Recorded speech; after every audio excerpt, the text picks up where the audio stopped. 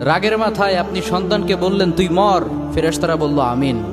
তোর ভবিষ্যৎ অন্ধকার, ফেরেশতারা বলল আমিন। রেগে মেগে আপনি আপনার মেয়েকে বললেন জীবনেও তোর কপালে স্বামীর ভাত জুটবে না, ফেরেশতারা আবারও বলল আমিন।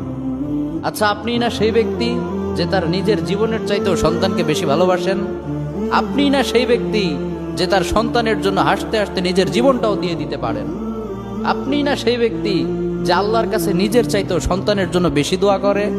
তাহলে কি করে নিজের হাতে নিজের সন্তানের এত বড় ক্ষতি করতে পারলেন? Doesn't make any sense. Common sense বলতে কিচ্ছু নাই আপনাদের?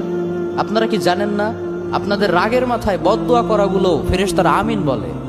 দাওয়াতুল ওয়ালিদ আলা ওয়ালাদি, বাবা মা তার সন্তানের জন্য যেই দোয়া করে সেটা ভালো হোক কিংবা বদদোয়া হোক, আল্লাহ সেটাই কবুল করে নেয়। এজন্য খবরদার, নেভার কার্স ইউর চিলড্রেন।